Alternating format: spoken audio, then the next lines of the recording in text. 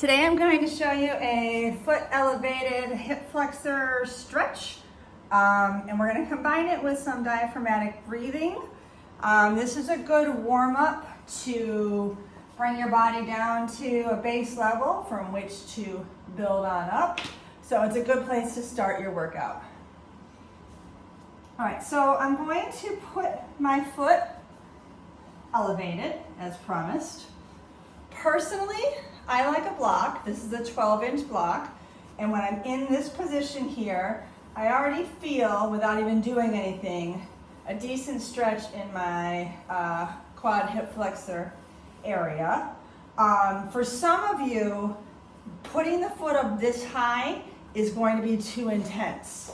So in that case, I recommend taking a foam roller or a small step or even a yoga block and finding the height that's appropriate for you. So what we're basically gonna do is we're gonna get into a 90-90 position. So this knee is under our hip, this ankle is under the knee.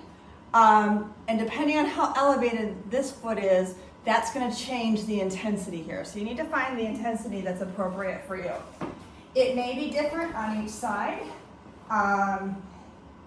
So give yourself some freedom to poke around and move around in the stretch if you're not feeling what you need. You want to get a stretch on each side. So in this instance, if it is different on each side and you need to use the box for one side and the foam roller for the other, that's absolutely fine. Okay, so getting back into my 90-90 position, double checking that I'm not stretched out in this position, which is also a nice stretch, but we're going for something a little bit more focused, and we don't want to kind of put that much pressure on the knee joint there. All right, so 90-90. I'm going to hike my shirt up because it's not sexy, at least not when I do it, but I want you to be able to see this part of my body because this is where the movement's going to come from, okay? So I'm going to put my hands on my hips. I'm going to make sure that my shoulders are back and down, chest is nice and lifted.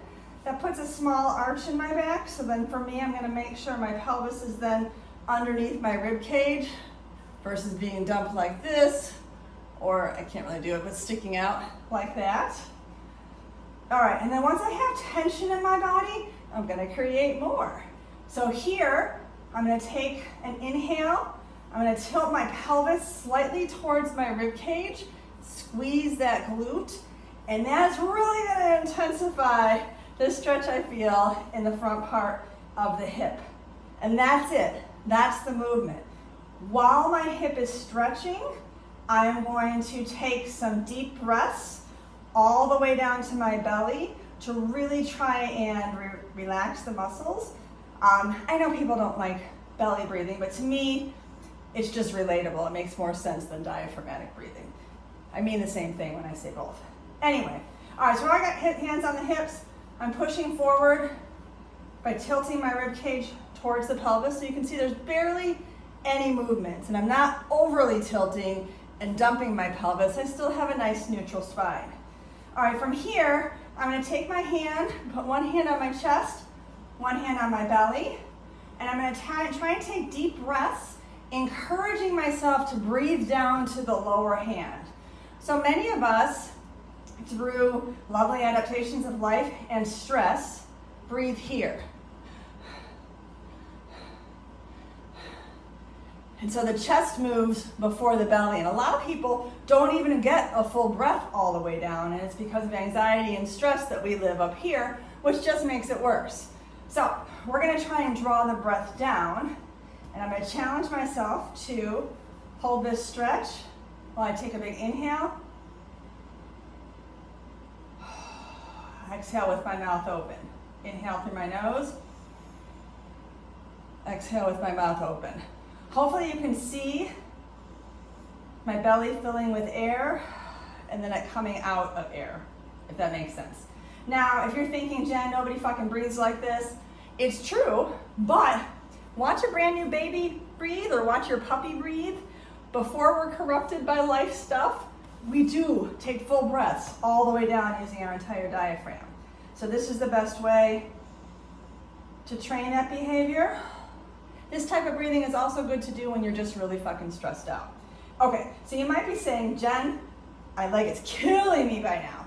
All right, so if it's too intense while we're doing the breathing, back off a little bit and then come back into it. So basically I'm just letting my pelvis come back to a natural state, and then I'm tilting it towards the rib cage once again. It's going to be a learning curve to get the stretch and do the breathing at the same time, kind of like tapping your head and rubbing your belly, which of course I can't do. Also, many of you will want a pad beneath your knee. Now, if you have bad knees and you can't be kneeling, contact your coach about an alternative stretch. Otherwise, work on getting that hip flexor stretch and that belly/diaphragm breathing. Thanks.